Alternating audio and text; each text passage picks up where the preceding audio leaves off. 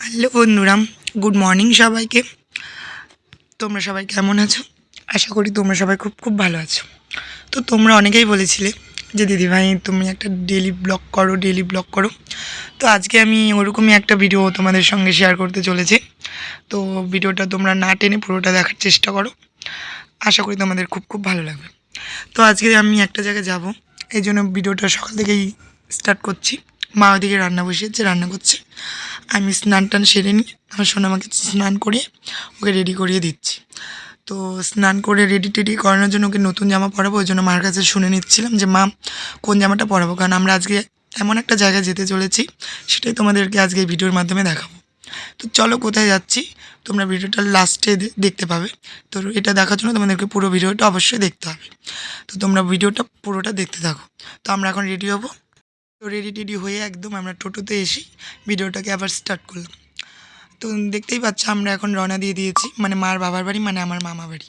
তো মামা বাড়ি যেতে হলে আমাদের একটা ব্রিজ পার করে যেতে হয়। আমরা এখন ব্রিজের কাছে চলে এসেছি, আর একটু হলেই মামা বাড়ি পৌঁছে যাব। তো মামা বাড়ি পৌঁছে একদম আমি ভিডিওটা আবার স্টার্ট করলাম। আমার এই ছোট্ট ভাই, মানে আমার মামার ছোট্ট ছেলেটা, আর ওকে নিয়ে আমি একটা রিলস ভিডিও বানাচ্ছিলাম। তোমরা হয়তো শর্ট ভিডিওটাতে এই রিলসটা দেখে থাকবে। তো রিলস টিলস করে আমরা এখন খাওয়া দাওয়া করবো। এই ভিডিওটা তোমাদেরকে আর দেখালাম না, একবারে আমরা যেখানে আসবো বলেছিলাম তোমাদেরকে অপেক্ষা না করি আমি একবারে সেটাই তোমাদেরকে শেয়ার করলাম। যেখানে আসবো বলেছিলাম এটা হলো এই কীর্তনটাতে আসবো, এটাই তোমাদেরকে আজকে এই ভিডিওটাতে দেখাতে চেয়েছিলাম। মানে আমি এই কীর্তনটাতে যে খুব খুব মজা করেছি, আর আমি একা মজা করেছি সেটাও আমি একটু তোমাদেরকে ভাগ করে নেওয়ার জন্য তোমাদেরকে আজকে বলেছিলাম যে আমি কোথায় আছি সেটা দেখতে থাকো। আশা করি তোমাদেরও ভালো লাগবে, আর লেগেছে মনে হচ্ছে, কারণ কীর্তন এমন একটা জিনিস যেটা দেখো সবার মনটাকেই ভালো করে দেয়।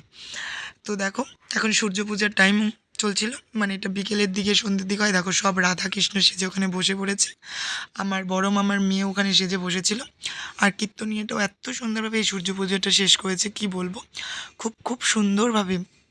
এখানে যেমন আয়োজন, যেমন লোকের ভিড়, তেমনভাবে এই অনুষ্ঠানটা মানে খুবই সুন্দর। তোমরা যদি কেউ আসতে চাও চলে আসবে এর সামনে বছর শেরপুরে নাট্য মন্দিরে।